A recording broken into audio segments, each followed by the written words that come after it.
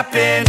This is not a Christmas. This is not a Christmas song. This is not a Christmas. This is not a Christmas song. This is not a Christmas. This is not a Christmas song. This is not a Christmas. This is not a Christmas song. My neighbors compete to see who can put up more blinding lights. The kids all wish away the month 'cause they want presents in sight. This year had me so mad. I've been bad, got cold at.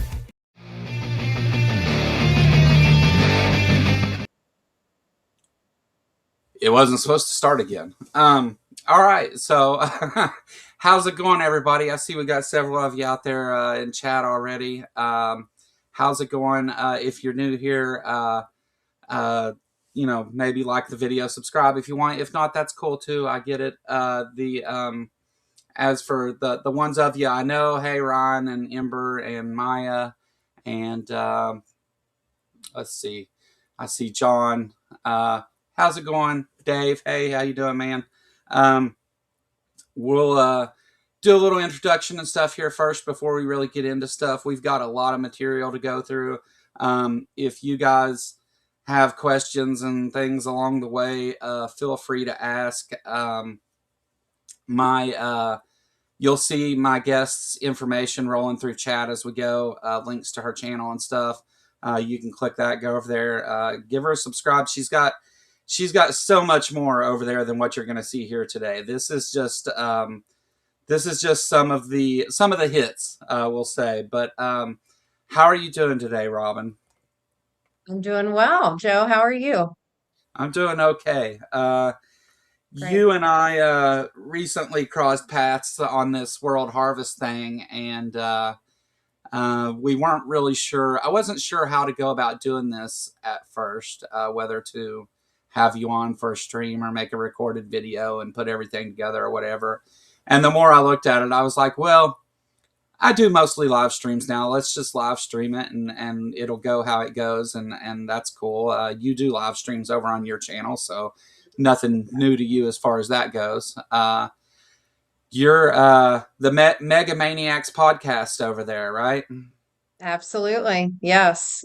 So, and obviously that comes from mega church and the fact that Rod Parsley and those like him are maniacs. So yeah, no, definitely, we're definitely in agreement on that. The World Harvest Church, Rod Parsley, some of his sycophants and stuff are some of the worst that we'll see. Just as bad as your Kenneth Copelands and the others as far as what they do to their own flock, so to speak. And why don't you? Well, I think a good place to start is like your background with World Harvest. Like how we got to this point. Sure. Yeah. So I'll give the briefest but sort of a good overview. So I live in Indiana now, but I lived in Columbus, Ohio for about 27 or 28 years. But I was born in Ironton and grew up in Franklin Furnace, Ohio. And my dad lives right across the river there in Flatwoods, Kentucky. So sort of from the same parts.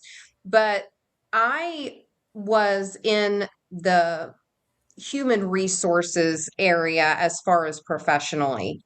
And I had not worked since I had my second son. So I had like a personal chef business, but I was not in a professional setting.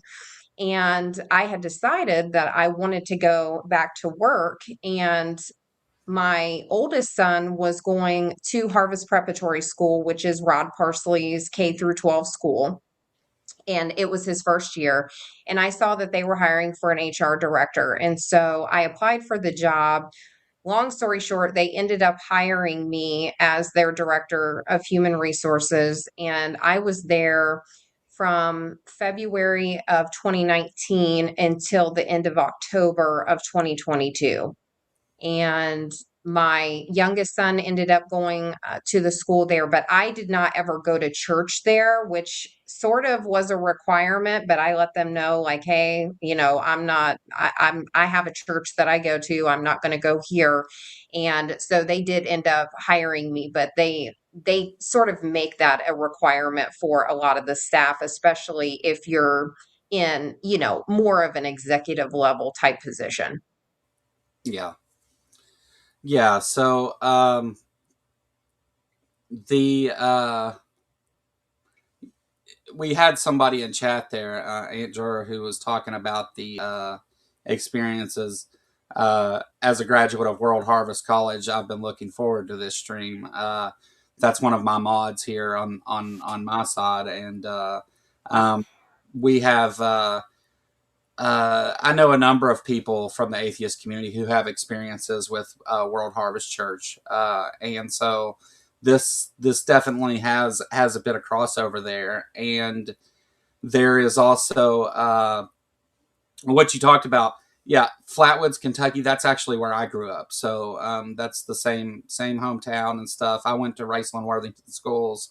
I'm so again, we come from a lot of that same stuff. We actually just met doing this, but a lot of the same background as far as growing up in the same area.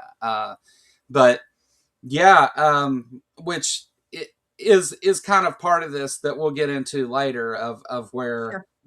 there's a similar tie that ties it all together of what led to some of this. But yeah, Amber, it's Rod Parsley and it's a Harvest themed church. I get the Parsley joke. Yeah. Um, Rod Parsley has been around for a while. He's what, 50 years doing this. In Yeah, some 50, capacity. 51, I think, 50, 51 years. Yeah. Yeah. So there's no shortage of information about what Rod Parsley's been up to. But yeah, so being a human resources director kind of gave you a unique position to see probably a lot of things that they don't necessarily put out there for the general public or even the congregation to know about. And Mhm. um, I think what we see is as you go through that, you end up becoming a little more concerned along the way of like, okay, this isn't cool, and these things keep coming up along the way. But yeah, I see. So we talk a lot over here about prosperity gospel and things of that sort, and that's common with these mega churches and televangelists and stuff. So this is no different. Rod Parsley is definitely a prosperity gospel guy. In fact, sometimes from sermons and stuff I've seen him give, I mean, right out of the gates, it's he gets right into the you need to be giving and planting your seed and all that junk and which is, I think, a misrepresentation of what the Bible's even talking about there, but whatever. We don't even have Well, to get into it's all that. totally a misrepresentation, and you don't have to, acting like you have to buy blessings and buy miracles and sow seeds into a ministry so that God blesses you. That if you believe in the Bible, that there is nothing biblical about that whatsoever. So that's it's right out the gate wrong. Yeah. Yeah. I always think back to the George Carlin joke where he's like, God, the almighty creator of the universe and did all these things but really bad with money. That's the thing I always think about when this comes up. But anyhow, there's going to be a lot of today where I'll let Robyn just kind of go with, she's got this stuff put together and everything. She's done a lot of work on this. And again, lots and lots of videos over on her channel of that stuff. The bot should be in chat. I will check that out in a second. But yeah, go over and check out her channel. It's linked in the title. It's linked in the description, and it'll be going through chat. So anyway, I'll let you start where you want to start, and I'll pick up off of where you go with it.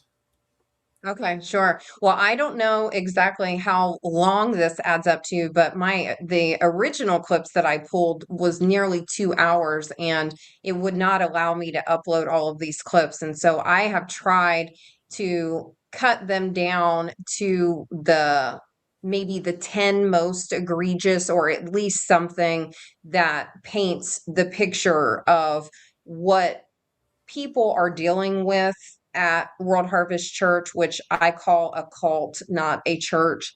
But also the people that work there, the people that are in the congregation, but the Parsleys actually showing their true selves when there's no cameras on, if you will.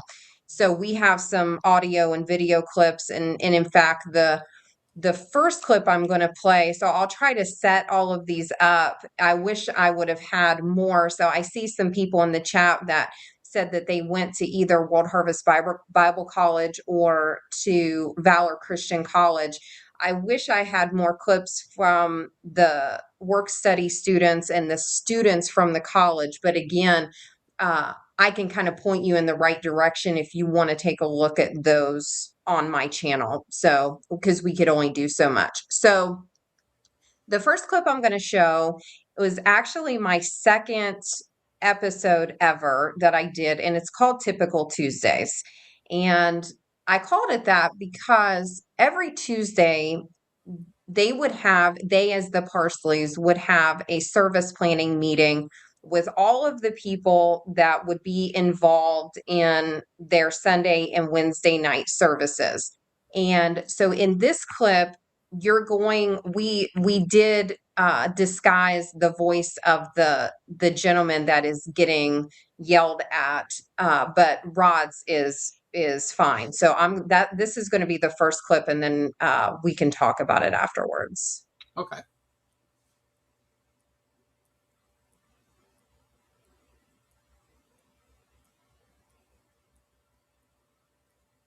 Wow. Who called me? Megan You didn't. Right, I didn't call the meeting, but Right. I was in the meeting. I'm So sorry. here's not we. Okay. I know who called the meeting because I told them to. Yes. Because I knew you wouldn't. And you didn't. But we're ready for baptism. No, you're not. I can. Well, No, you're not. well, let me walk it through. You It know. would take me 10 minutes to prove to you you're not. Okay then. Whatever you say, sir. Are you being smug with me? No, I'm not. I'm saying whatever you Don't. say.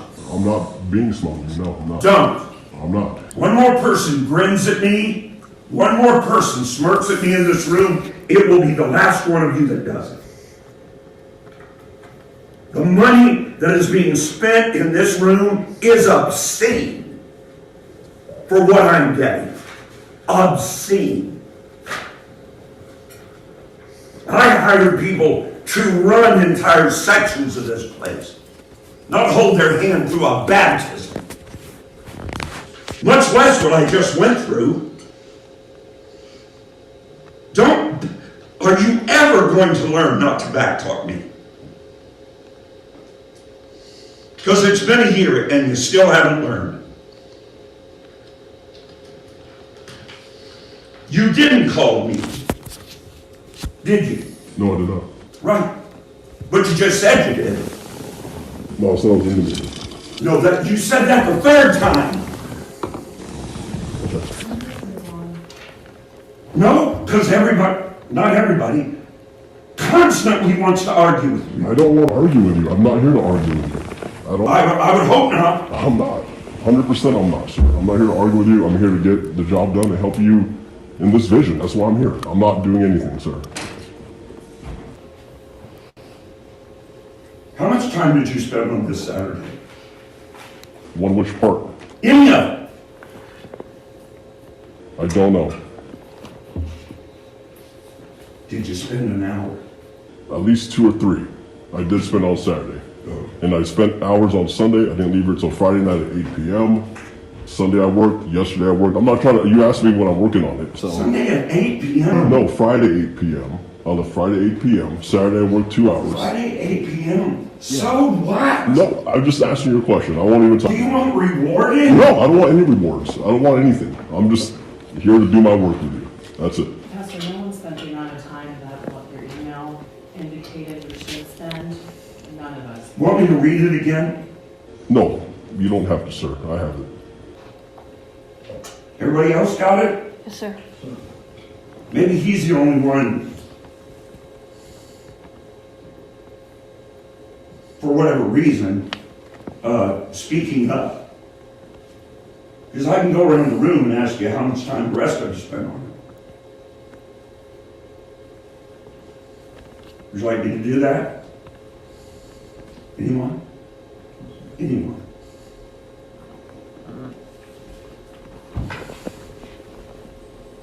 When you start listing out hours, you're on the wrong side of the track. I'm not listening. I'm not doing that, sir. That's not You just what did! I was trying to do. Pastor, I'm not trying to do that. He was attempting to answer your question of time spent. Again, this is just move on. Let's just move on. I'm so weary with it. I can't live. I'm so weary with it. I understand. You are where you are. Just try to get through tomorrow's. Megan and Lori called a meeting on Sunday because I directed them to. Is that clear? Yes, sir. I sat down and wrote this. Is that clear? Yes, sir. Why should I have to do that? You should not have to do that. Add up the salaries in this room. Like you said, it's obscene.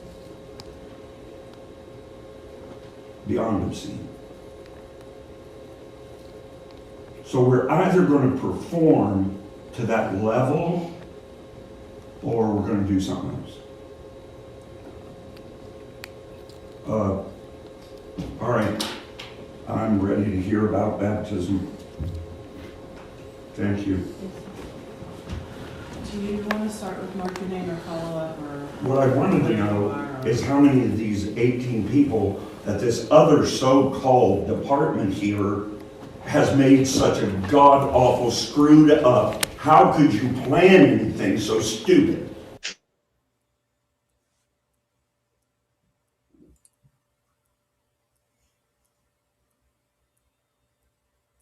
Oh, I guess I can take that off the screen now. There we go. Okay, so that's clip number 1, Joe. Yeah. So this was something that, in fact, I think this is the thing that I found you by was this clip, Okay. where he's just berating his people, publicly and not being a very nice guy. Talking about he's spending too much money on them, and it turns into an everybody thing too, which is kind of weird. But yeah, that I think that's a good view of just his attitude towards his own people. Like he, you're either doing everything 100% the way he wants it, or you're not worth having. But that's the thing. Nobody can do anything 100% the way that he wants it. So it's no matter what you do, there will always be something to be berated or belittled for when you work in that environment. Yeah. Yeah. Yeah. That's and if all there was Rod, getting a little mad and saying some, not being a very pleasant guy, or even if he would have cussed those people, which of course would have been a bigger deal for the church. But if that was it, it would be like, okay, but these things all just build to the character of who we're talking about, and it gets far, far worse. Mhm. I seen you answered Jared there with the 2021 was when this was. Yeah. Yeah. So during my stint there. Yeah. And I mean, I imagine because when this got out, it was a big story. But to the people that to those people in that room, this was not. This is who he is. Yeah, and in fact, some of them reached out to me and said the bad part is this wasn't even a very bad meeting. So that was their response. And that's the other thing about, this cult mentality and how you're so brainwashed and abused while you're there is that you're so desensitized to this sort, because this would have never happened in corporate America, by the way. I mean, I've done human resources in corporate America much longer than working at World Harvest Church. And there are so many more policies, procedures, standards of behavior, and SOPs in place in corporate America. This sort of thing would have never happened.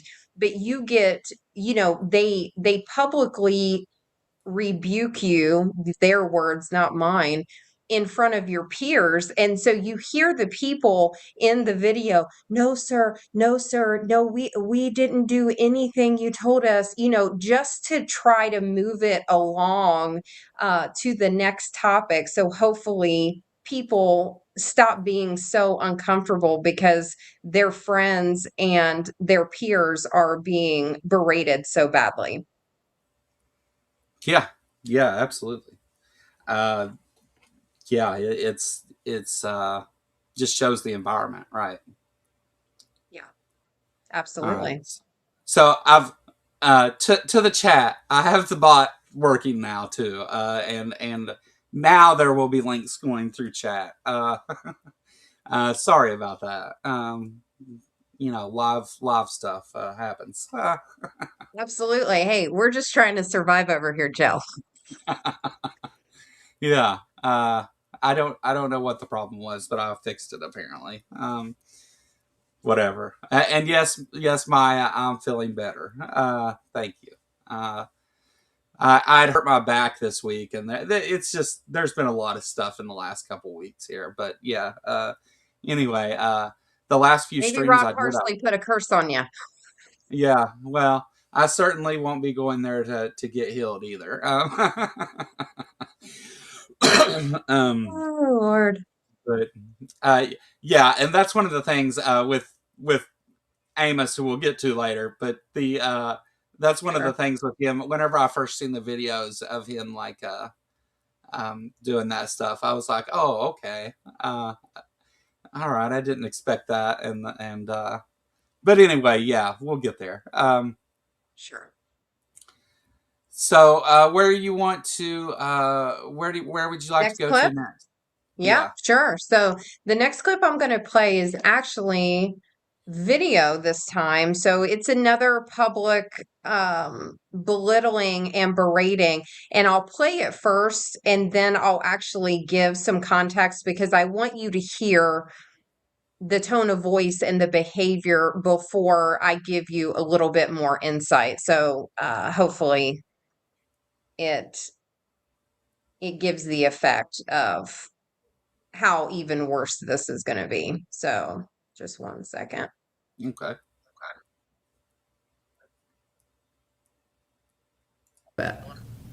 Mixtures in the right place for the camera shots.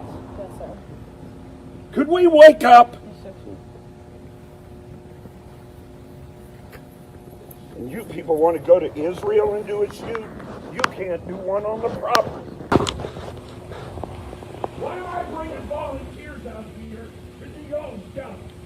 My granddad died last Saturday. Don't you lift your voice to me when you stay home. You want to go home? Yes or no? Okay.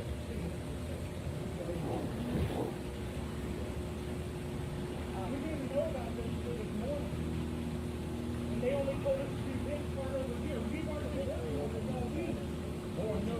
We've been using one man all week to learn a PowerPoint. Okay, so what do we know what entrance that we're talking about to block it off? Yeah, you get your job. Is this the entrance he's saying block off? You don't know nothing. Is this the end? No, I would leave that alone. No, I would leave it alone. I'm gonna fucking kill somebody. Wait.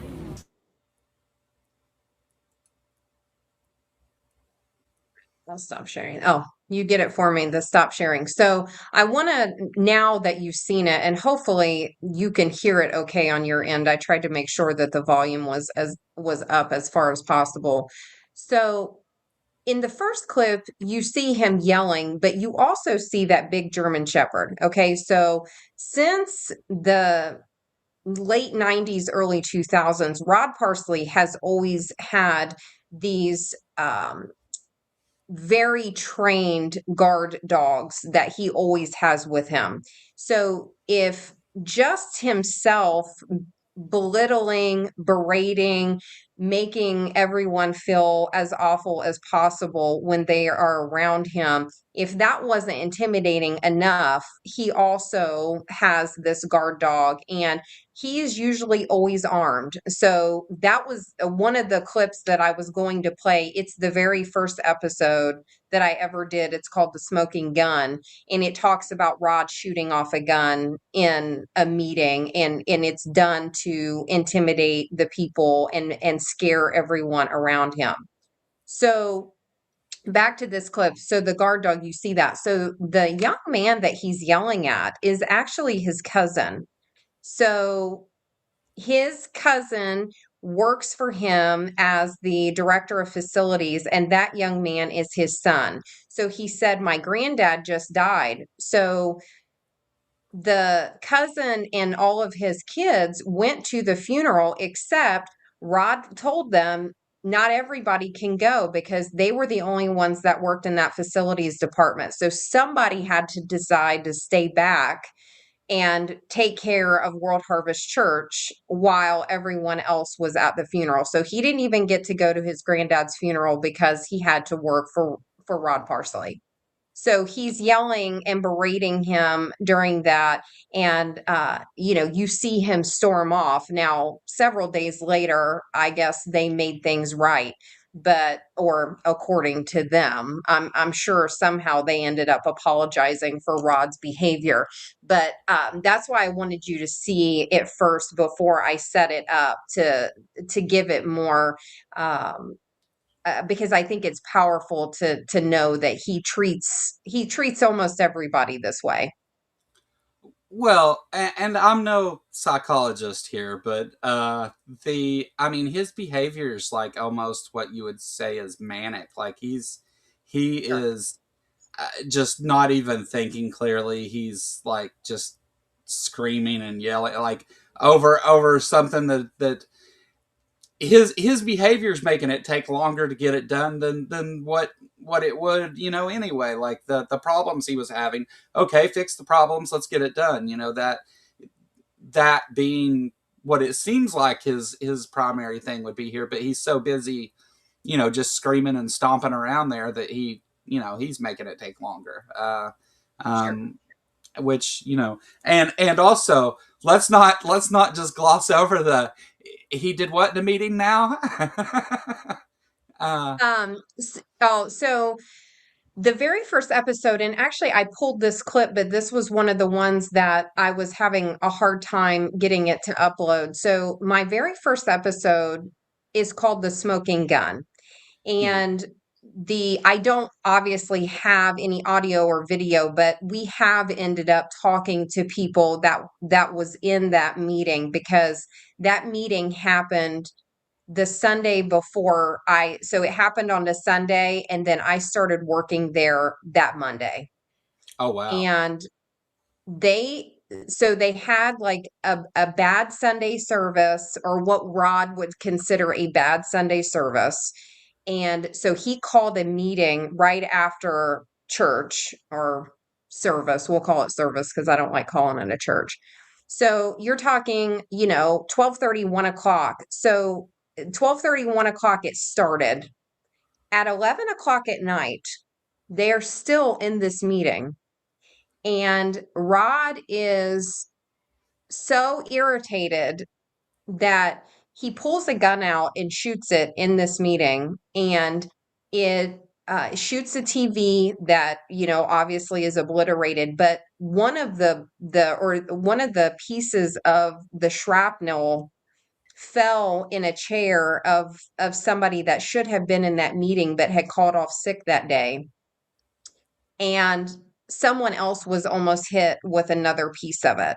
And a pastor that worked ended up quitting because of it. So I received a resignation letter and I was just told to put it in his file. But of course, I ended up reading it. And so this is like my third day of work or something. Okay. And I get this letter that says one of the reasons why they're tendering their resignation is because of him shooting that gun off in that meeting. Yeah. Yeah. I mean, no matter where, anybody's stance is on guns or whatever, I think we can probably agree, meetings probably not the place for them. And uh, it's a school, by the way. So there are, I mean, when you walk into, because the school and the church are in the same building. So whenever you enter a school, you're not allowed to have any weapons on you. And it's posted on the doors. And so, but I mean, he's got guns all over that place. wow. Yeah. Just one of many crimes that goes unnoticed by this place. But again, it gets so much worse. That may be the worst as far as like endangering people, immediate danger to people anyway. But that's just that's not something you. And from your perspective as HR director, that's not something you go to work and expect to have to deal with. I mean, that's a very dangerous, violent situation that you're in, and not to mention like all the laws surrounding, like, because I imagine there's several laws that were broken there doing that. Hmm. But yeah, okay, uh, Yeah. but yeah, And go. unreported to anyone. That pastor was the only one that quit over that incident with the gun being well, that's not true. The person that was supposed to be there, they also ended up quitting, but it was that was sort of the straw that broke the camel's back. So several Yeah. people, but probably 14 people that did not report it, did not quit, just kind of tucked their tail between their legs and waited for the next meeting where somebody was going to get yelled at and possibly shot. Well, I mean, I don't know if this was during any kind of school hours or anything, but even if it wasn't, there's still people in the building, and with the world the way that it is today, this kind of thing. I mean, the panic and stuff. I mean, there's just untold amounts of damage that were done outside of that room, and so it's more than a bit extreme, I guess. I really don't know what to say about it. The but That's the smoking gun over on your channel, right? Smoking gun, very, very Yeah, first episode. yeah, yeah. So Yeah. you want to know more about that? Go over there and check that out on the Mega Maniacs channel. But all right, so yeah, and now to the clip in question there. Yeah, it's awful to do you know that family that way about they're trying to do their grieving for somebody who had passed away and stuff, and instead they're getting yelled at by Rod with his guard dogs present, which is Sure. just paints an awful picture of and an awful workplace. But all right, so I'll let you kind of set the pace here because I know you've got a lot of stuff. So Sure. uh, Yeah.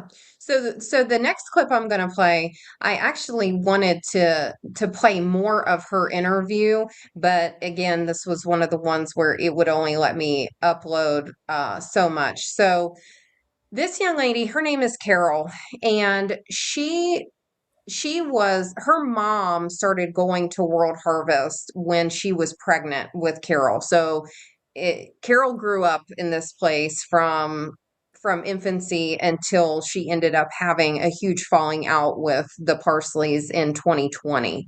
So Carol ended up being best friends with Ashton Parsley, who is Rod's daughter, and she's just as bad, if not worse, than he is. And she doesn't really try to hide her nonsense as much as Rod has tried in the past. But Carol talks about an incident where she's 17 years old, and one of the musicians who happened to be 25, they ended up engaging in a sexual relationship. And it ends up getting back to Rod. She gets called into a meeting, and I'll kind of leave it at that. And so you'll be able to hear her tell that experience. 17 years old. I'm singing on the front line in my youth group that night.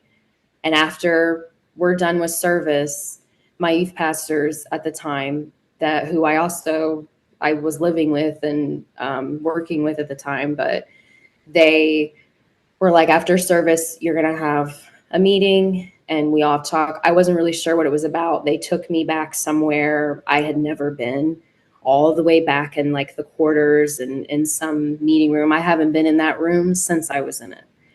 And it was, I won't say the names, but the 25-year-old staff member that I'm referring to that I was engaged in an inappropriate relationship with, another staff member, my youth pastor, an elder, and Rod.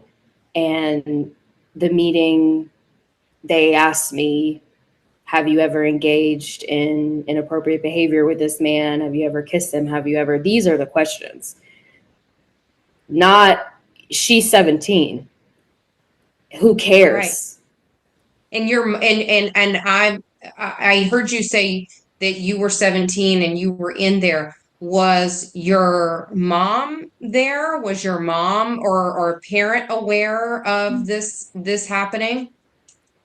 That's what's funny. You know, my mom started going to church there in 85 and faithfully tithed, faithfully signed the envelopes. You know her phone number. You know every house she's lived in. You know her information. You see her every Sunday. She's on this platform every week.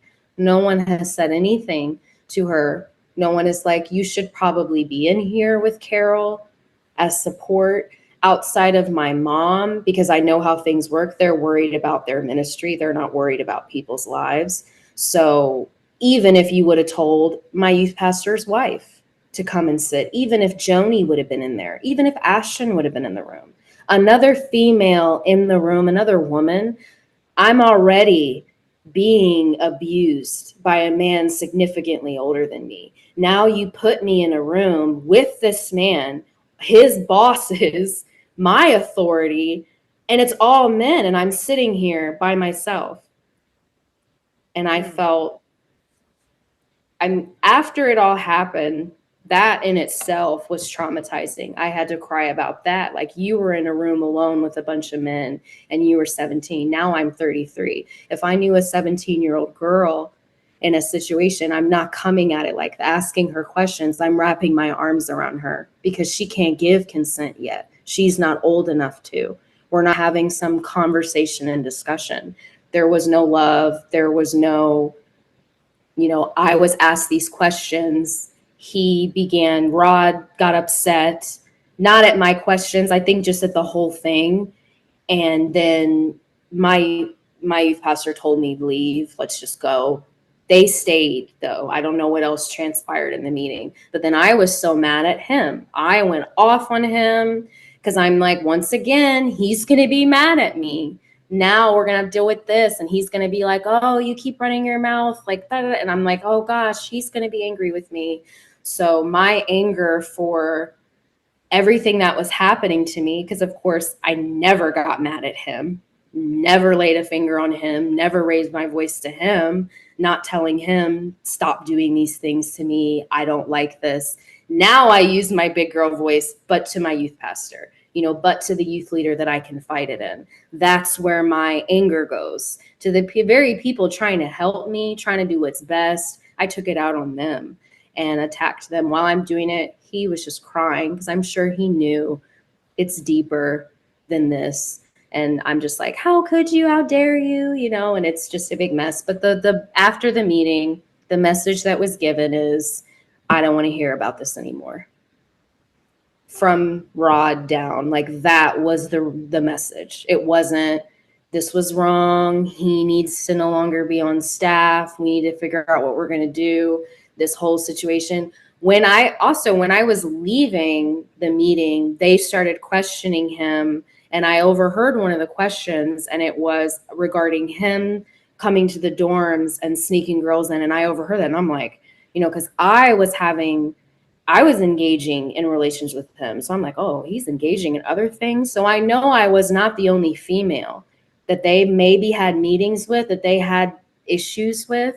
I don't know how else they handled it with him, but he continued to do what he did there. He continued to get paid to do That's it. what I was going to ask. So he continued to work there after that happened. He did. Okay. He did. He continued to, and it was very hard to be in a church where your abuser's there, they're elevated, they have a duty. And I mean, even like my mom being close with them, there's only one place, it'll only be church where you see your mom hugging somebody that's abusing you. It's only there where that's like, this is okay, everything's all right. Some people may know, but no, we can keep going on with the show, and they're okay.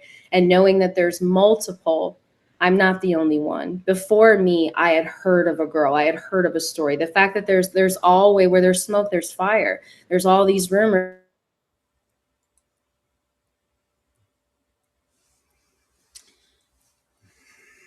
Well, first of all, I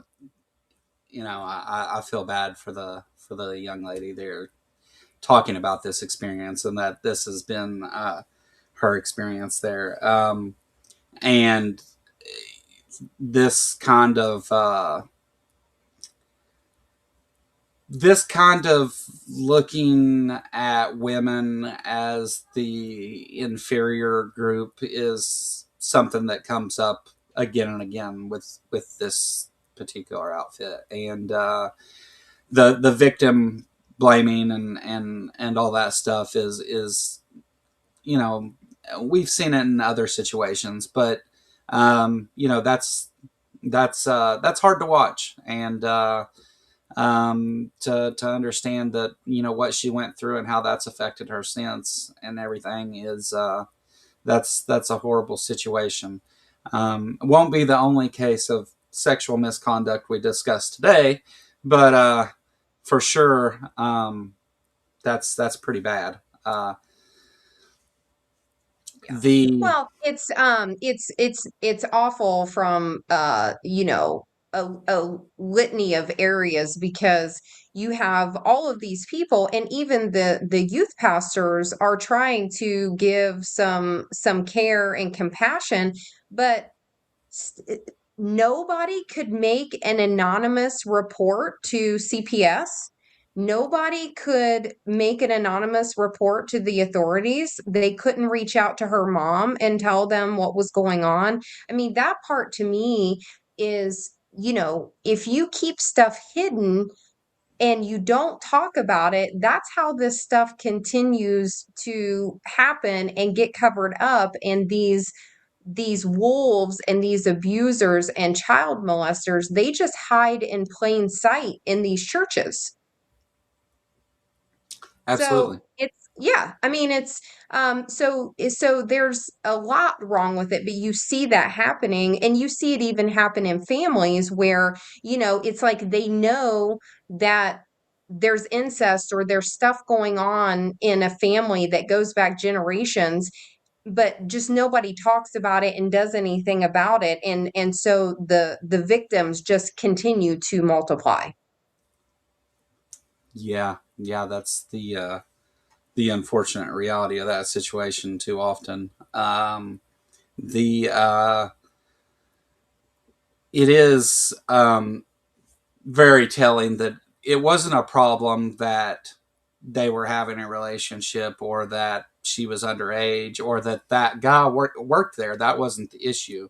The problem was she was talking about it and people were going to find out this was going on and other people wouldn't like it, was what they were worried about. From that's what I take away from it anyway, which is Absolutely. incredibly gross. Just just an awful situation. And for those of you that's out there that's had experience with World Harvest Church, I hope that things like this were not part of your experience of it. But Yeah. Well, unfortunately, we're going to see something, and now I just realized that I one thing I didn't pull up, so I may have to just read it, but it's a response. So, but we'll get to that here in a moment. But yeah, they are well versed in covering things up. oh yeah, yeah, So. yeah. A lot of cover up goes on. They had what is it there? And if I'm getting into something, if I'm giving something away that you have planned, tell me to stop. But they had their little group, the World Harvest Mafia crew there.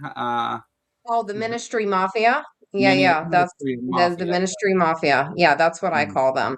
And yeah, that's just well, we'll talk about it, I'm sure, to a certain extent when we talk about David Amos. But yeah, um it's the people that are closest to Parsley, and again, it's it's not as prevalent now as it was back when they were in their heyday and they, had a full sanctuary. They have about 500 people on a Sunday now, so that it pales in comparison to the 6,000, 7,000 people that used to be there. But even when I started working there, I would say they had 12 to 1,500 people on a Sunday. So I mean, it was most churches would be happy to have, that many people, or a couple hundred, if they're really in it for the right reasons.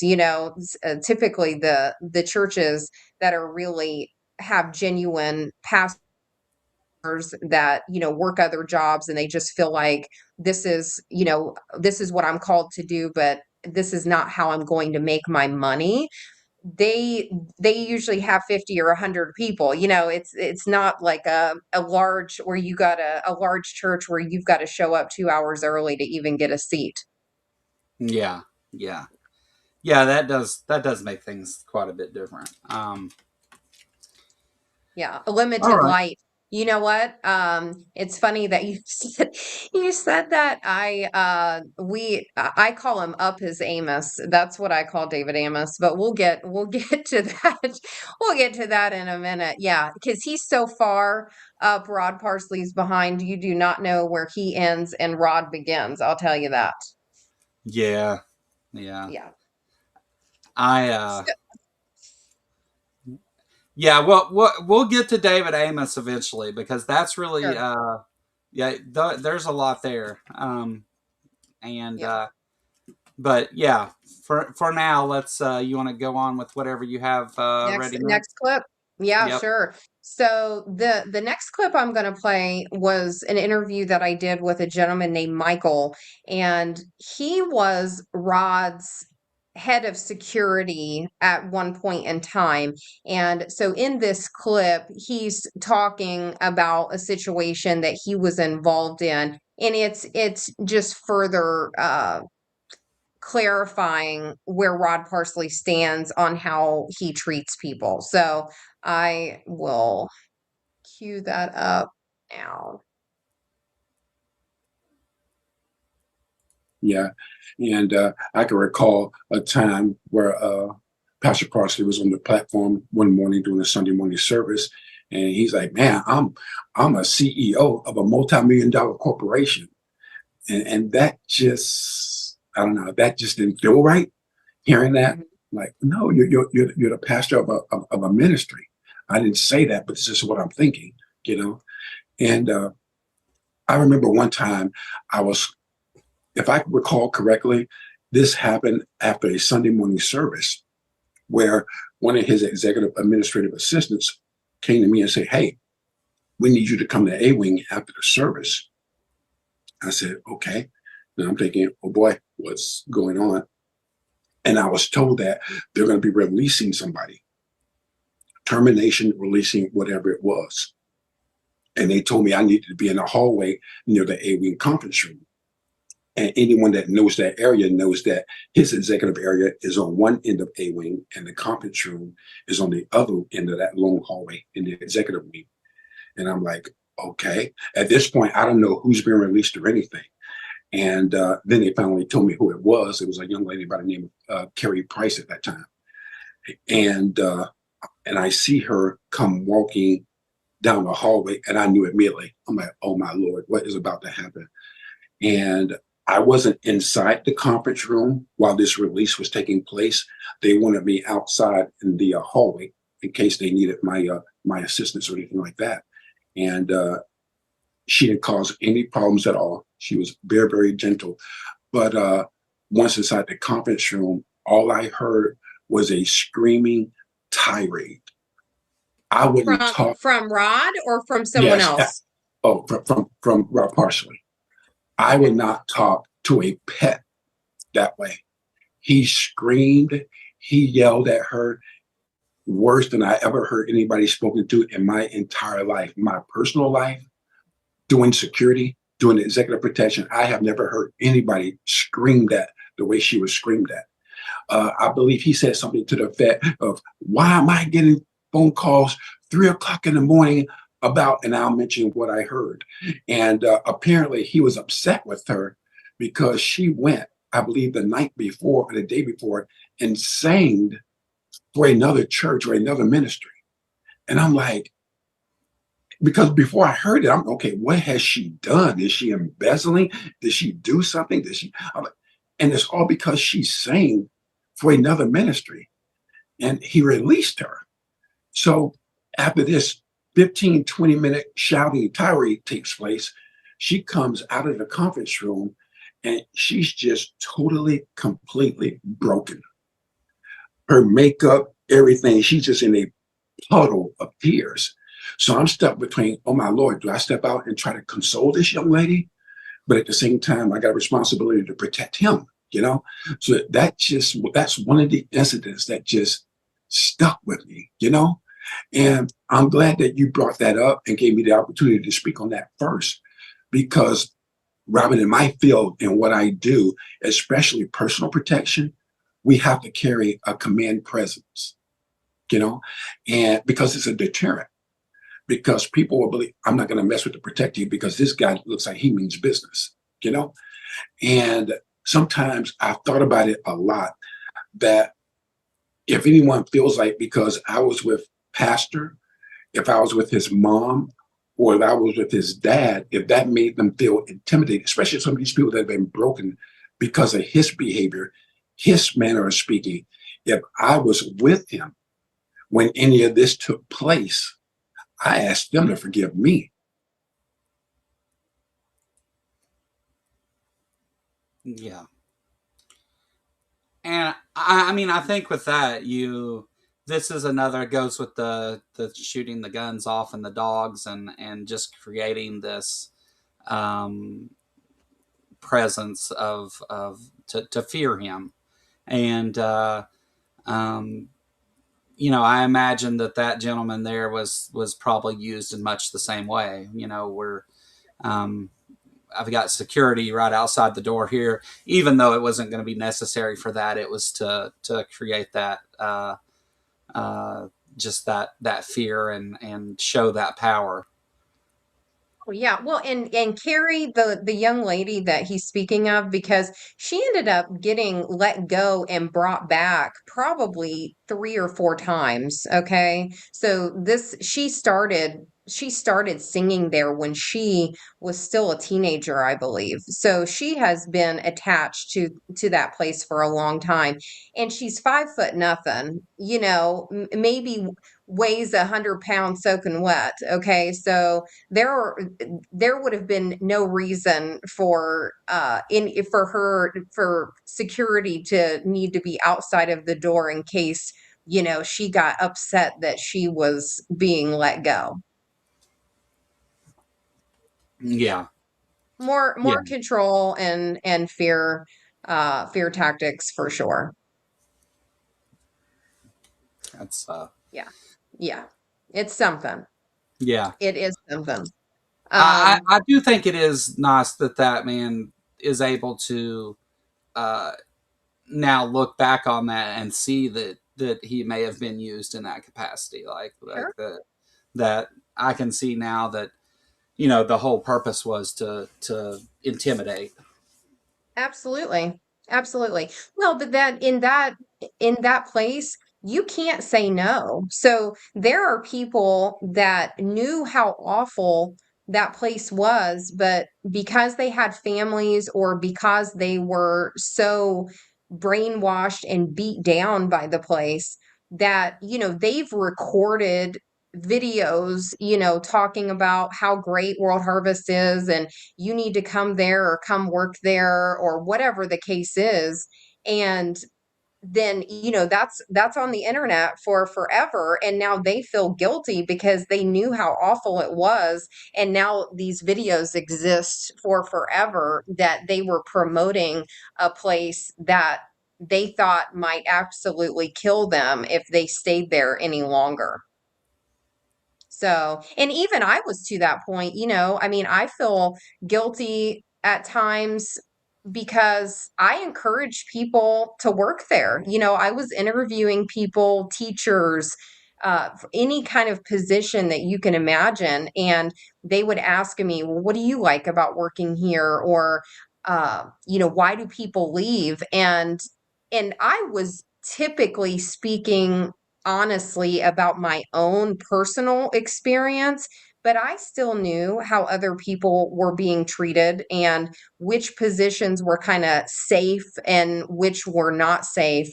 And there's some guilt that you painted a picture that you knew was not reality. Yeah, Yeah. So the next thing I'm going to show Joe, and now that like I said, now that I've realized that I didn't pull the email, or yeah, the emails that came after. So I'm going to tell you where to find this episode. So if you want to watch it, because I don't think it's a super long episode, but it's called Betrayed by the Pulpit. And this is probably the most egregious thing, in my opinion, that we're going to show and talk about here. So the person that wrote this letter, she has not been on my podcast, but we have spoken and we still speak. And this would have been a situation that happened in the 90s, and she was not old enough to even get a work permit. So in the state of Ohio, you have to be at least 14 years old to get a work permit. So she was not that old. But the situation, and I wish I could have pulled the actual video, but again, Betrayed by the Pulpit, if you want to see the full thing. Her family had gone to World Harvest for years, and during the summers, they would offer to let these kids work at the church, and they paid them next to nothing, and because it was cheap labor, and these kids were there anyways.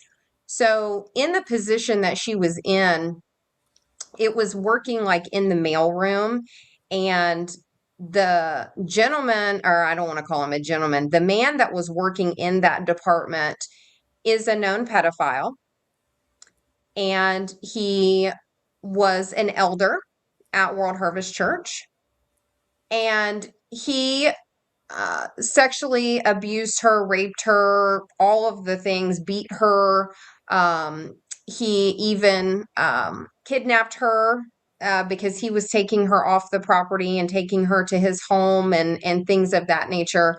This went on for about 4 years, and her parents were not aware. She was too afraid to tell anyone. So what we're going to show is actually the letter that she ended up writing Rod, and then I'll have to tell you what the response was because I don't have those clipped. But she left there. She went out to California, I believe, and she ended up going to therapy and getting some healing. And so she ends up writing this letter to Rod Parsley to make him aware of the situation. And I'll tell you what the response was, but I also want to preface in saying she let him know this in January of 2005. And this man that was a known pedophile continued to abuse young girls there, and he was not let go until 2007. Okay. Wow. So I'm going to have to show the first part of the letter, and then I'll have to pull up the second part. So I'm going to pull it up on my phone because I don't know if it's going to be large enough on the screen for me to read it. Yeah, and while you're doing that, the videos and stuff that are being mentioned here, where you can go see these things after this stream uploads, and it takes a little while to process on the back end for YouTube. But after it's up there, I will include links in the description to all of these videos so you can go directly to them. And I guess since I'm going through it to do it anyway, I'll put the timestamps, the corresponding timestamps of where we're talking about these things, so you can go and find those on the Megamaniacs channel. So, Well, and it's is it popping up on your end, I'm not Joe? seeing anything now. Okay. Well, let me see if I can pull it up this way and then just share my screen. I don't know if you can see what I'm doing, but let me see if I can do it this way. And to answer your question, Gray, this video is about Rod Parsley and World Harvest Church and some of the awful, I would call them crimes, but I suppose many of them are crimes when you get down to it. But a lot of the stuff that took place under the guise of the prosperity gospel and of this being a some kind of church that's doing all these wonderful things for the community and for its own people, and really there was a lot of stuff going on behind the scenes. And now the time period we're talking about with a lot of these things hadn't really came out at all. But there's more known about World Harvest Church now. I mean, partly because of the guest we have on today. She was a former HR director for World Harvest and worked there. And so through people she's met and stuff that she has and stuff, a lot of this came out. So that's why we're talking about this stuff, just to explain. Didn't want you lost there. Sorry. And I'm going to just have to read this because I've tried to pull it up both ways, Joe, and it's just not coming up. So the person that wrote this letter, it's dated January 6, 2005, and she addresses it to Pastor Parsley. Now, I do not call him a pastor, but I'm going to use the verbiage that she used. So again, betrayed by the pulpit on my channel is what it's called if you want to see this in the entirety, and I apologize, it did not pull up. So in the letter, if you go there, she does retract some things where she actually goes into pretty large detail of the abuse that happened to her. And so that's totally redacted. I didn't even see it myself, but we've had conversations. So she says, "Dear Pastor Parsley, it is after much prayer and consideration that I have decided to write you this letter. First and foremost, I want you to know from my heart that I have no ulterior motive in writing you other than to inform you of a situation that occurred while I worked in the blank department of World Harvest Church. No one knew until recently. Thanks to God for his healing power, I have been freed from the pain and shame of my past. And now I hope that my coming forward will prevent another child from being a victim of molestation. The molestation went on for the duration of my employment at the church. It only stopped because I resigned my position to pursue my studies, and an injury made the job extremely difficult. I did not make the situation known to anyone at the time because I was afraid of blank and did not think anyone would believe me. In my mind, he was a respected elder of the church, and I was just a kid. I only told about the molestation when the effects began to take its toll on my emotional and physical health. I then sought the help of a psychologist, and with their assistance have been able to come to grips with the reality of what was done to me. It was only at this time that I told blank. I know the integrity of the ministry. I know you would have never allowed nor condoned such behavior from any of your employees, church members, and especially not your elders. A year ago, I could not have said this, but I am willing to face blank if you need me to, Pastor, as long as someone can be with me. I just don't want this to happen again to someone else because in fear and shame, I kept quiet. Again, Pastor, please know that I am not seeking anything from you or the church. I just felt the responsibility to make you aware. I would hate for reproach to be brought on the ministry who employs such a person unknowingly.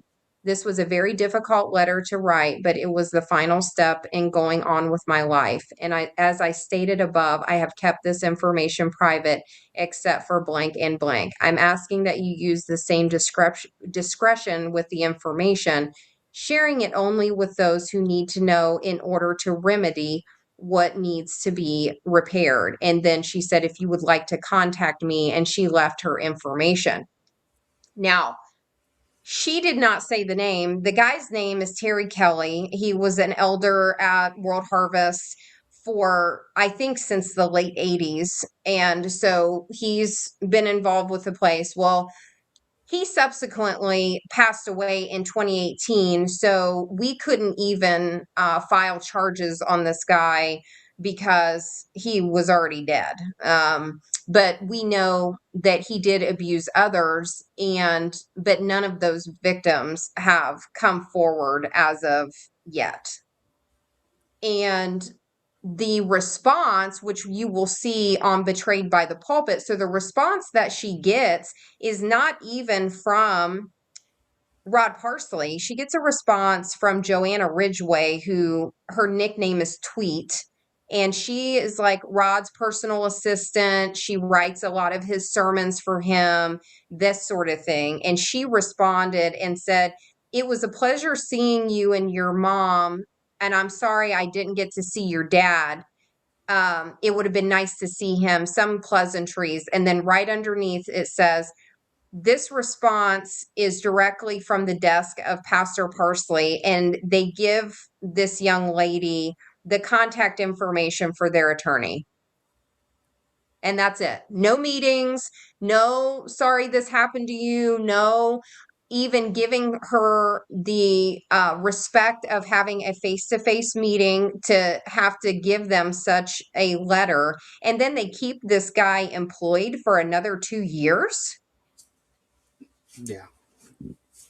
I mean, to me, this is the most egregious of anything that we're going to talk about, because it's bad enough when Carol talked about it as a 17-year-old, but this young lady was much, much younger than that, and so much was stolen from her, and they did nothing about it. Yeah. No, I agree. This is probably the worst. Now, is this the same thing that later became what the church was sued over and stuff? Is this the same? No. That was what they were sued. So they've been sued several times, but mostly the people suing them were actually their own family members. Okay. But the situation they were sued over, I think it was in 2007. It was somewhere in that exact same time frame. There was a little boy that it was in the preschool, and when his parents picked him up, he had marks all over him, including on his penis. Okay, and they told the parents that he had bad diaper rash. Well, he had been beaten by the teacher that was a male in that preschool, and were sued, and the family won, I think, $6 or $7 million. Yeah. Okay. I don't know that. So this is something that comes up multiple times, right? Like there's these and not as how to word this, not as bad as this one in particular, but this is something that comes up multiple times throughout this church's history of Sure. abuse and claims of abuse and people working there that shouldn't be around children and are and yeah. But I think it's just I agree with you. It's just awful treatment of this victim to then keep that person employed for another 2 years, and here you can contact our lawyer. Uh, that's awful. Yeah. Yeah.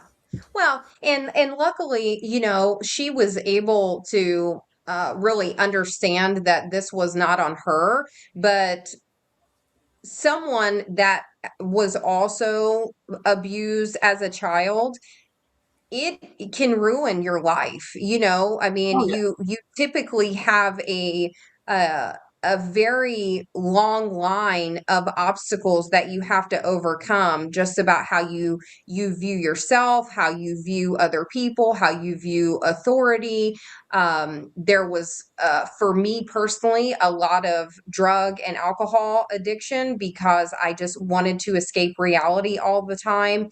And so and it just wreaked havoc on my life. Okay, and I didn't really get much relief from it until I was almost 30 years old. And so, I mean, that's a long time to live your life, and to deal with all of the repercussions from that stuff happening as a child, and then trying to be able to overcome it and not become a product of your environment. I mean, it's a lot. And I think a lot of people, that can resonate with a lot of people, because unfortunately this stuff, as far as crimes against kids, it happens far too often, whether it's in churches or not.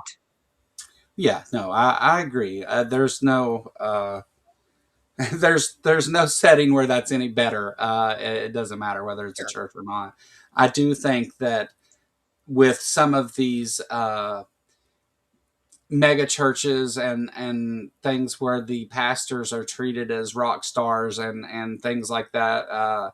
Um, Hillsong comes to mind, but the that this seems to be something that goes on. The I think there's a host of problems when we talk about like the Southern Baptist Conference or the Catholic churches and things like that. But I think it's some of that power structure that gets set up in these really big churches that you see, regardless of what you want to point to and say is the reason or cause, which I don't even think is important. I think it's more of just this is something that goes on far too often, no matter where it is. And yeah, so definitely a problem in this particular church, though. I Sure. will say. Yeah.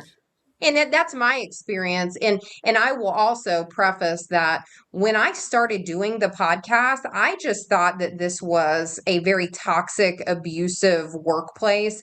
I had no idea that there were crimes against children, or some of these other abuses that you'll hear of. I didn't know any of that until people started contacting me, and I realized how much bigger it was, but how absolutely evil these people are too. Yeah. Yeah. Yeah. And there's a real reason that they need to be exposed, because they're not just grifters and treating people badly, but they are covering up crimes. They are anytime you start hurting children or covering up things happening with kids, that for me is a deal breaker. And because they don't have a voice and they don't have a say. Yeah. Yeah. Absolutely. I think that yeah, it's there's no there's no decent spin to put on any of that. There's no way Sure. to look at it. So it's and you know, I don't see while we talk a lot about grifting and stuff like that and stuff, this is a whole different thing. You know, you can disagree with prosperity gospel all you want and all that other stuff, and at the end of the day, you've just got a difference of interpretation, depending on, I guess, who you ask about that. But like, these are actual, you're actually harming children and things. This is not the same thing at all. I don't see it as that way. I don't see it as exposing the church for misleading people or taking advantage of the vulnerable and things by grifting and stuff is anywhere on the same page as taking advantage of children this way. Like, that's not the same thing at all. Sure. Absolutely. Well, and we're going to see a little bit of that, the grifting piece, towards actually my last clip that I'm going to play is, and I've just got a couple more that I'm going to play, and then if that's okay, and then we can go from there. Yeah, sure.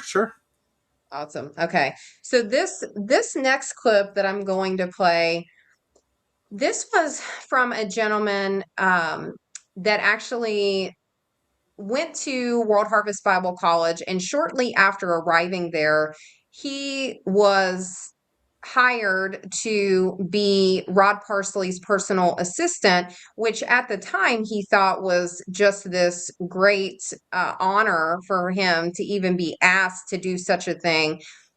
In this interview, I do play some of the interview on my own channel, and I actually interviewed him myself, but the clip that I'm going to actually show you is from another podcaster that I work closely with, just so you're aware. But he is detailing a rather disturbing experience that he had with Rod. Okay. And unfortunately, other personal assistants have said the exact same thing.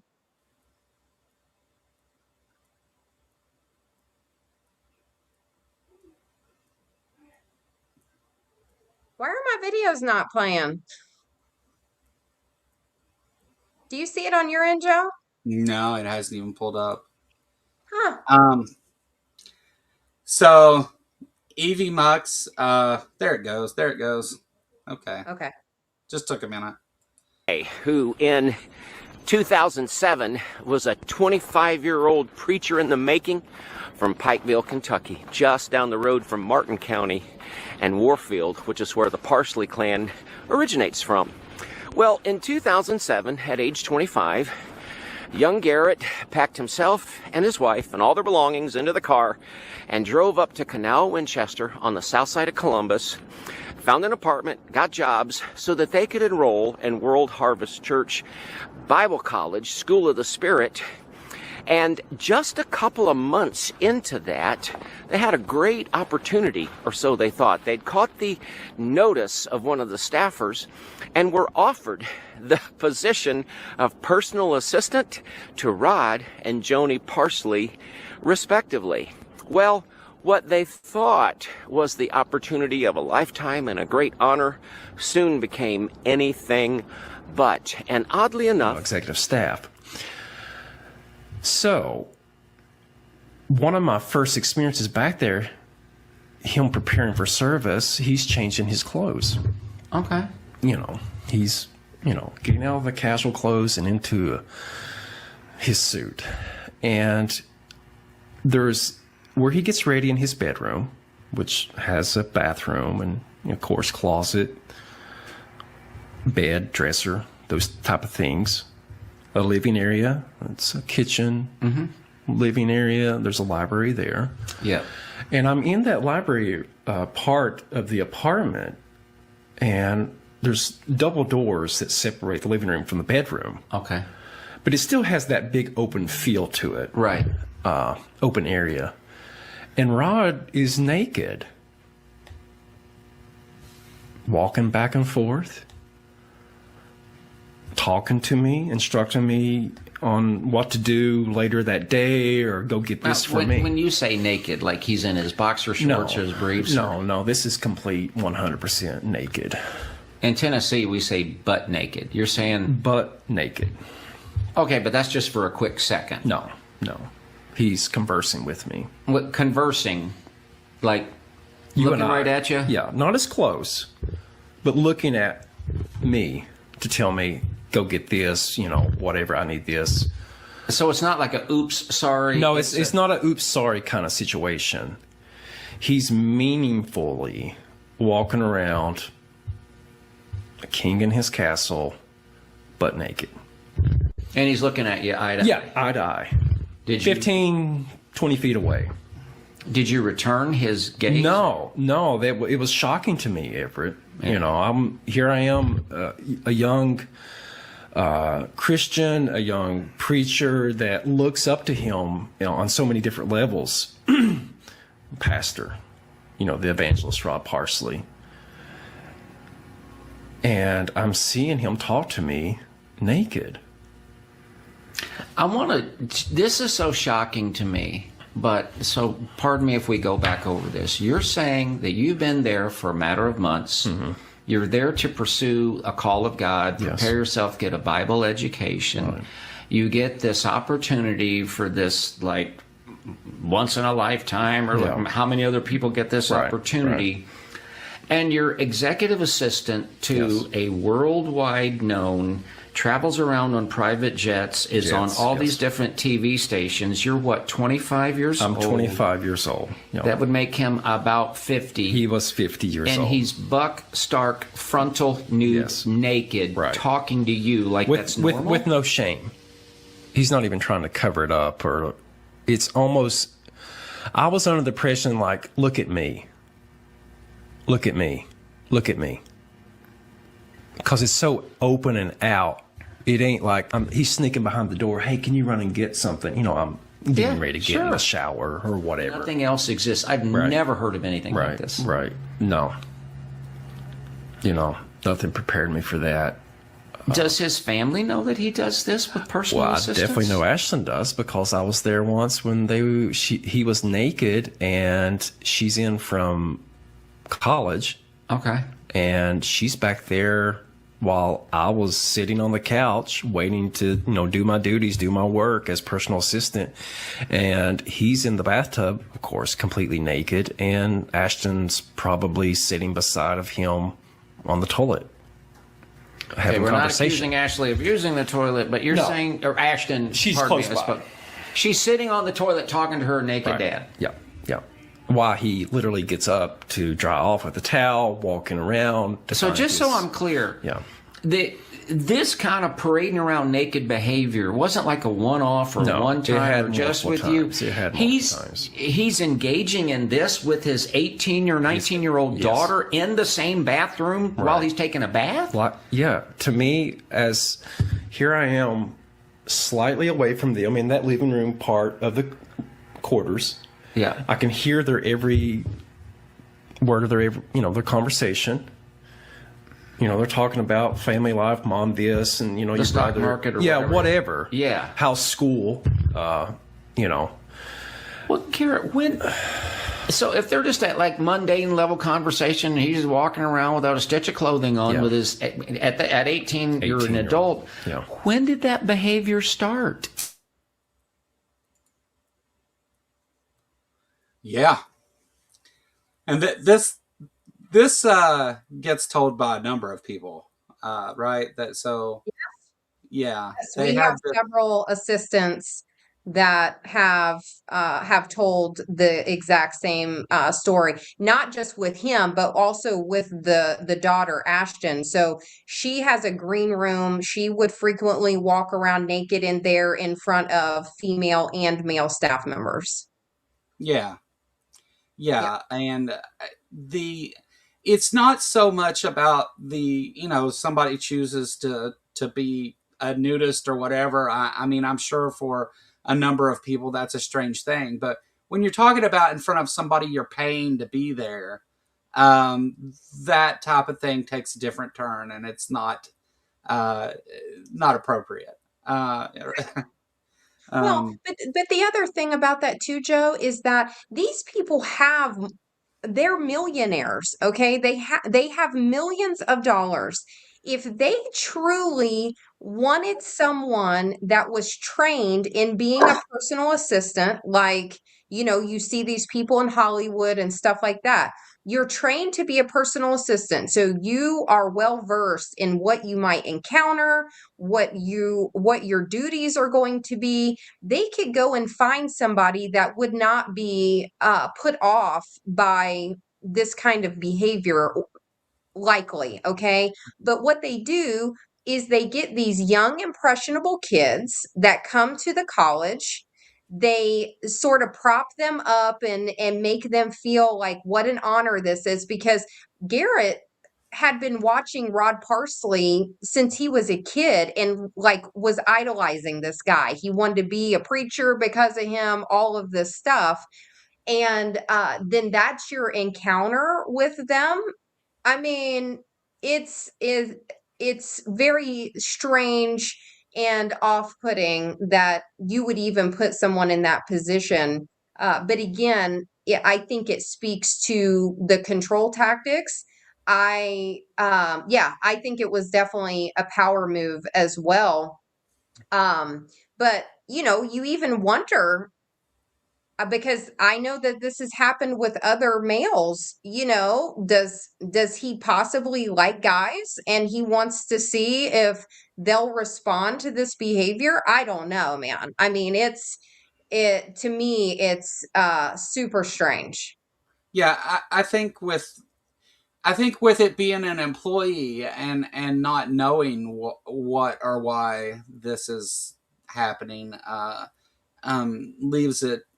leaving it open. I mean, he doesn't explain why he's doing this or any of that, and the interviewer here gives every opportunity, every out for this of why this is happening. Sure. So I think it's I agree with the chat. It's absolutely a power move, and just to show who's in charge here, and Sure. to take advantage of that power structure, which Absolutely. which is common throughout many of these things, common throughout a lot of it. Yeah. So what do you got for us next? All right, next. So It's not a that picture of Rod nude, is it? no, no, I mean, wouldn't have been crazy if we would have had video evidence of that, man. That would have been super crazy. So the next clip, so this is going to be the one that has 3 or 4 different pieces to the video. Like, it's kind of like a compilation. So we can either let it play and then talk about it. Most of it is it's dealing with hypocrisy, the grifting. And the last clip, though, they're almost making fun of, well, not almost, they are making fun of people that are battling addiction. Okay. Okay. So I will play it, and then if you want to just let it play through, we can, and then we can discuss it at the end. Okay. I will read this super chat while you're pulling it up here. Maya Atkinson, $5 super chat. I'm man enough to super chat. Thanks, Maya. And I see the conversation that's related to in chat. Thank you for the $5 super chat, Maya. Okay. Yeah, well, I'll let it go. I'll let you decide if I think you have the ability to stop these and stuff, to pause them if you need to, but well, it disappeared. Oh, sorry. I Oh, thought that it wasn't playing. Okay, I put it back up there. I have to put it on stage, but after that, I think you can control the video. But if you can't, you need me to stop it for some reason, I will. Okay. Mandate offering, not a suggestion. In Jesus' name, break every one of those curses and receive every one of these blessings. Come on now. Come on and stay down here. Stay down here because we're going to pray. Come on. Break out. Break out. Come on. Don't leave. You got to move back, but don't leave. You got to move, but don't. This is it. Y'all have nothing. Break out. Okay, hold on. Wait a minute. Wait a minute. Wait a minute. Wait a minute. Wait a minute. Wait a minute. Let me make clear. If you don't have 25 and you got a quarter, move toward God. Don't stand and do nothing. God's trying to bless you. Amen. Come on. Philip, why are you keeping people out here? Why do you do that? Come on. Okay, so that's the first video, Joe. Okay. Well, I'm going to. Oh, you already paused it. Okay, I'm gonna read this other one here while you've got it paused real quick, because it makes it hard Got to those pull these super back up. chats. Let's go. Yeah, we got 20 pounds from Spooky Bed Hair. Great stream, scary but great. Thank you so much, Spooky. I really appreciate that. Yeah, and I agree with what you're saying. It's this stuff is really interesting and everything, but the fact that this goes on and more people haven't talked about it is something else. Well, while we're in between, I'll go ahead and get this one too. Yeah. Regios, $10 super chat. Got here late, so still getting caught up with what's going on. Yeah, Reggie, go back and watch. This is a heck of a bunch of events we're talking about here. It's wild. And thank you for the super chat. So that service that we just played, Joe, was a recent service, and it appears people, because we've encouraged people to stop giving and stop attending these places that are so abusive to people, and because that's how they really feel it. And so in that service, as you heard and saw, is no one was coming to give any money, and so then everybody's getting belittled and berated because nobody has any money to give. Yeah. I've seen a few of these take place there where he's like It's every Sunday, man. Every Sunday. Yeah. So so this next clip is, I believe the next clip is, this is going to be from Dominion Camp Meeting this year, which is this 3-day camp meeting that they have, and they take 2 offerings per service, and they, it's all grifting people out of as much money as possible, because this is their biggest money maker of the year. And in this clip, he was actually asking people to give enough money so one of the guest pastors could get an airplane, because he shouldn't be flying around with all of the vagabonds on commercial. Does he have an airplane? Would he take one? Let's just believe for that right now. Father, we thank you for this man and what you've got on him and in him. You did it. And Father, it's not right that he should have to fly around with drunks, vagabonds, people of ill repute on his way to bless the people of God. Give him an airplane and minute. Jesus. Well, you prayed it, now why don't you help pay for it? Oh, you got quiet. Now, Where'd that go? You lost it. Get some money. Don't act like you're poor. You're not poor. None of you. None of you. Everybody gets something that will bless this man of God. It will go directly to him. Every penny. Glory to glory. Okay, so that was going into just another clip that I was getting ready to play. Yeah, it's funny because there was famously the video where Kenneth Copeland and the I forget who the other guy was calling the commercial airplanes a tube full of demons. Yes. And or Jesse Duplantis, I think. Yeah. yeah. And just for a moment, just kind of trying to look at this from the Christian perspective, as I used to be a Christian, but the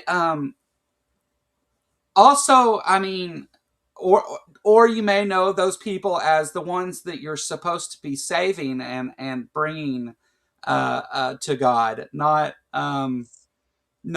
referring to anybody who's on an airplane as vagabonds and ill repute and all that. Like, never mind the whole, nobody here's poor thing. Absolutely. Well, yeah. I mean, they prey on the vulnerable and the people on Social Security and the people that really need dollars too. And those are, the elites, the ones that get propped up. Yeah, and Jura is so right on with everything that she's saying, because it's everything that she's saying is absolutely my experience and the experience of so many others. So, Joe, how do we have enough time, or should I skip to the last clip where it seems like they're making fun of people that are addicted? Let's go to the addicted one. That has let's go to that, and then we'll talk about some stuff. Okay, sounds good. Sorry, y'all have to watch me skip ahead. Okay, so I'll play it from here. Then here came 2025. And here came the horrific events of the last several weeks.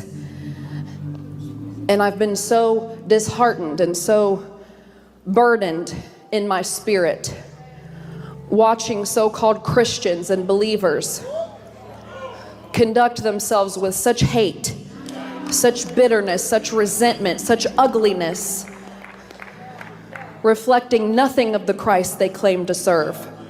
And that's why we need a voice. A few moments later. We did like a training with you. Yes, we did. And then we did a break for lunch, and you said, well, can I just go on ahead to the neighborhood? I want to check it out. Yes. I want to, which you always like to do, get a lay of the land. And so when we pulled up, the people that were druggies came up and they said, are y'all here to open up a meth lab? And I said, yes, we are. And it's going to be the best meth you've ever had. And his name is Jesus Christ. Yep. And they both got born again on the spot. Yeah. I mean, and that's infuriating, not only someone that battled it, but when grandparents and foster parents and people have to take kids because they can't stay in their homes anymore because their parents are trying to sell them for drugs or not feeding them because they're spending money on. I know what people go through when they're going through those battles. And furthermore, Rod's wife, Joni, has been addicted to opiates for at least 20 or 25 years. And they send her to rehab, I don't know how many times. She can't kick the habit. And that's not funny. It's not funny when his daughter, Ashton, is snorting cocaine with other staff members, but they want me to fire the staff members and not the daughter. I mean, how they behave is just absolutely insane. Right. No, I agree. There's yeah, so some just and maybe the case is we need to do another one of these because there's so Man, much listen, more. there's so much. But I mean, also there's and on you can see all this over on the Mega Maniacs channel, and again, it's linked everywhere. But I'll put it in chat again for everybody here. Go over there and watch watch some of Robyn's videos. You'll be not pleasantly surprised, but you'll be surprised all the same. So one of the things that bothered me a lot was this World Harvest Church at City Harvest and the whole group likes to go on talking about how many people they help and how many people they save and all those things. And I know that the numbers are like everybody they encounter, they just put down that they saved those people. I get that. But like the I've seen, and I'll just lightly go over this, and again, people can watch it over there. But the taking government food and repackaging it as World Harvest stuff, and then saying that they bought all this food, not just saying it, but the paper trail and the taxes and all that stuff that follows the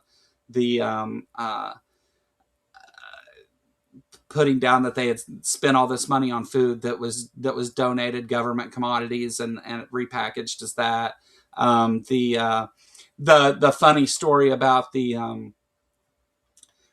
having people go steal the van from his daughter's house because she had a separate house that she was As a truck, a pickup truck, yes. a truck, yeah, having her other boyfriend there present and all that stuff, and just thing after thing after thing, and there's so much, and we could do 10 of these and not get through obviously everything that you've spent so much time and work putting together on your channel. So I do want people to go over there and subscribe. Just look at the videos. I mean, it's there's so much more than this, but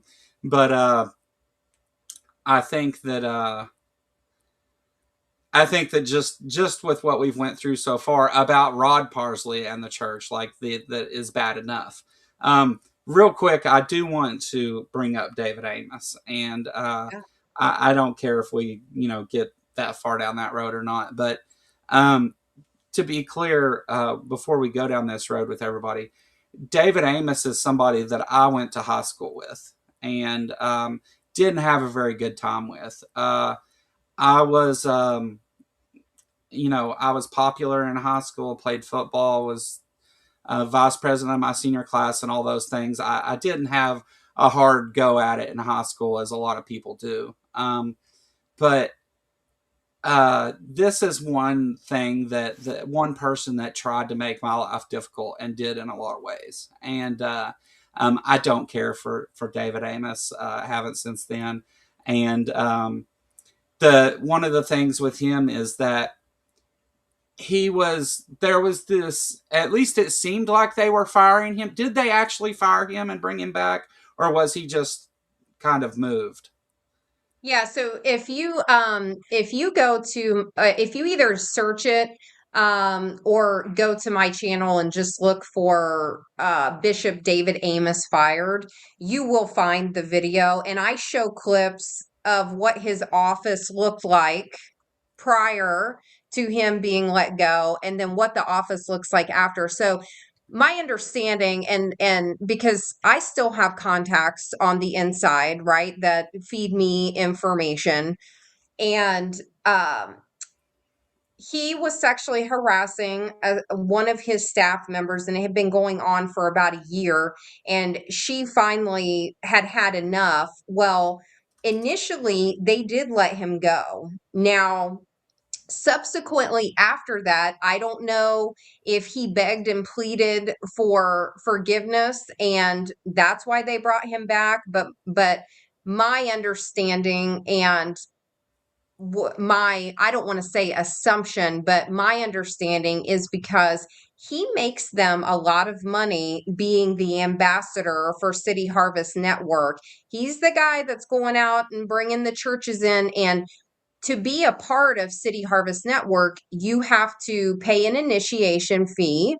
You get ordained by City Harvest Network, and then you have to agree to give a percentage of your church's tithes and offerings to World Harvest Church. And so I believe they brought him back for that reason, was because he makes them too much money. Yeah. But so he has this history of sexual misconduct within World Harvest there. And also there's a history of weird sexual things going back to when we were in high school and stuff, of things he said and did then. And he he was removed for these things, but now he's part of his job is capacity as dean of students at this college.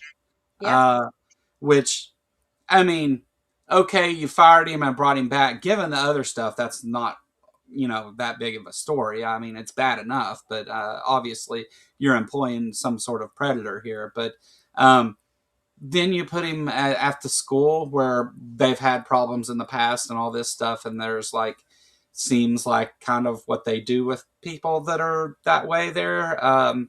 It's just the corruption there is highlighted. And he has absolutely no education or experience that would even qualify him to be a dean of students. But just like everything else, Rod Parsley controls everything there, but he also makes sure that the people that are in positions of power are his puppets. So that was the reason why David Amos got installed as the dean of students, was because he's a puppet and he will do whatever Rod Parsley says, because the church, for them to keep their accreditation as a college, the church is supposed to control nothing at the college. They are on the same grounds, but that is the extent of what they have to do with the college, and it's just simply not true. Rod and the church controls everything at the college. Yeah, this is to indirectly do it, or at least not so obviously to those who don't know what's going on. Sure. And yeah, David Amos isn't just a bishop or doing the that at the school or whatever. He's very much a Rod Parsley sycophant. Like the biggest. He's one of the few there that I imagine Rod finds very few problems with, because David's constantly just kissing his ass, which is what he wants. Sure. David Amos, I know for certain, just his involvement and the level of involvement made me quite skeptical of what was going on there, because these things, this isn't, and I talk about high school and then this, but there's a whole bunch of stuff in between too, where there's been people talk about his behavior, especially sexual misconduct and stuff. So, the fact that he's held at such high standing and stuff there, and with the history of being fired and all that, and why that was done, and all the money that was spent to do it, is quite telling that they at least know something about this. They know all of it, and they don't care. Well, they paid an outside human resources group to handle that specifically. And with David Amos, that group would have looked into those things. That would have been their job to know who they're dealing with. So I don't, and I mean, part of that too has to do with, you know, Rod shows a history of this. You know, he's afraid of the appearance of things, and doesn't want the public or even much of the congregation to know about a lot of these things. So it would have been done in a way to where if we need to, we can paint this guy as bad as we need to do it. And but instead, he got, I mean, you could argue a promotion. Oh, indeed. Yeah. So it's a lot of horrible stuff. And I you know, and again, maybe there's maybe we should do this again and talk about more, because there's obviously is a lot more. I do encourage people to go watch it on your channel, though. There's a lot more thorough. There's a lot more videos. You've done, as far as this goes, I've sat here and commented, and I watched a lot of your videos, but you've done the hard work here of putting all this together and putting it out there for people and stuff. And so I really do hope that if you're interested in what we're talking about, go over there and subscribe and watch it over there, because again, we're just getting into some of it here. Absolutely. Well, and I can send you to Joe. I'll send you some links. Not only the link where I covered the David Amos situation, but a couple of links to Everett at Ohio for Freedom, who he was the one that was interviewing the personal assistant, because he's interviewed 2 or 3 people that worked with David Amos or were good friends with him when he was down in Ashland and Ironton with that Impact Church. And man, we should do an episode just on that stuff, because it is mind-blowing what he was doing and covering up and expecting other people. I mean, just taking a page out of the Rod Parsley handbook. Yeah. Yeah, no, he's whenever we talk about all those things with Rod, and the reason that you know, I want to spend so much time on him is because then when you look at David Amos, it doesn't, he fits right in there. I mean, it's you know, and we kind of talked about this earlier of how these predators and people of this nature go to places where they're going to be around, or this is going to be for those that are after children. And by the way, there's no, I'm not accusing of David Amos of any crimes against any children or anything like that. I don't know any of that. I am saying, though, that it seems to be an atmosphere in which he would, you know, not be ridiculed for some of his stranger behavior and some of the things in his past. So, but it does seem that they're kind of this thing keeps coming up within this organization, which is concerning, to say the least. All right. So do you want to wrap up here? We're right at the 2-hour mark, and I'll let you tell people, you know, anything they need to know about you and your channel, and whatever you want them to know, and then I'll tell everybody what's coming up, and we'll get out of here. Perfect. So Mega Maniacs podcast, my podcast is dedicated to strictly exposing World Harvest Church and Rod Parsley and his daughter. Now, obviously, I do take a biblical view on my podcast, but also just from a humanity and human stance of, why are we treating people this way? Why are we treating each other this way? You don't have to be a Christian or believe in God to have some humanity and compassion and empathy and sympathy for other people and how you treat them. And that is just absolutely and completely missing from people that would in fact call themselves Christians, like Rod Parsley and his leadership. So if you want to take a look, I just want to say that because obviously your platform is a little bit different than mine, but we agree that we have a lot more in common than we don't have in common. And again, this just comes back to how are people being treated, and at the end of the day, it's awful. So that's that. Yeah, and I'll say this, you know, that's I don't think that that your I don't think that your religious beliefs are and for this crowd that's here, I don't think that they care, honestly, as far as like you're exposing the harmful things these people have done. You're not trying to proselytize to people or any of that, which you're trying to tell a story about, you know, in this case specifically Rod Parsley and World Harvest. You know, it's not really a conversation you and I have even really had to get into that deep. You know, you said that, and I said in the beginning, hey, like my channel originally was, you know, where I started at was exposing harmful things done in these mega churches and televangelists and stuff. So we have very much the same goals in that aspect. I don't think that. I don't care. I mean, I don't think that my chat cares either.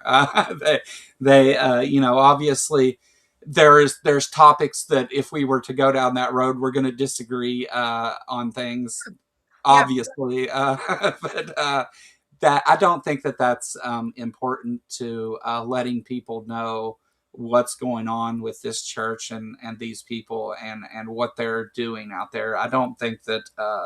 I don't think it's pertinent to that, but it is, you know, at least they know, I guess, you know, but, anyway, I do, I'll read it in just a second, Jester, 1 second. I do appreciate you putting all this together and taking the time to go over these things. And I appreciate what you've done on your channel over there. People need to know about this stuff, and you seem to be doing a pretty good job of getting it out there to them. You seem to have gotten a pretty good subscriber base going on over there, and the channel's growing, and you've got people tuning into your live streams and watching your shorts and everything else. You seem to be doing it pretty well over there. So definitely doing a good job there. And as for this channel, I will talk to Robyn and we'll see about doing a second one of these where we talk about some more of this stuff. And maybe maybe we do one of these just on David Amos. Sure. Maybe that's necessary, so you guys understand a little bit about not just what's going on at the top of this church, but how the people underneath Rod Parsley are supporting this and are purposely placed in a way to support this type of thing. But as for me, I will be back on Christmas Day at 1 p.m. as part of the Christmas marathon that we do among atheist channels to have a place for people to hang out and whatever that feel isolated this time of year or just want to hang out when there's not much of that stuff on. We're just going to hang out and probably tell some stories, have an open panel and stuff.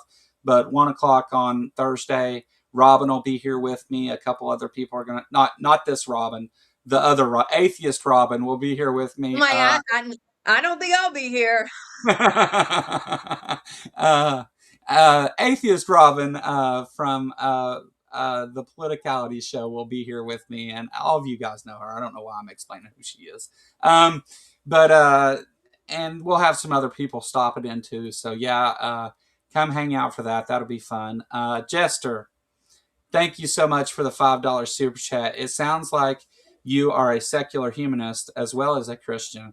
It's morals that matter. We can get behind you on this. And yeah, I agree completely. That's Thank you. Yeah. better said than the way I rambled through it. But excuse me. But yeah, thanks everybody who came to watch this and stuff, and I hope you'll go over there and subscribe, and I will again get the videos that are referenced here, and I will put links to those in the description, so even if you don't go over there and subscribe, you can at least go check out those videos. What else? That's all I got for today. Again, thank you so much for your time and doing this. I will let you guys. I will let you guys out with the same intro we started with here, since it's Christmas time. But thanks for coming by, and see you Thursday.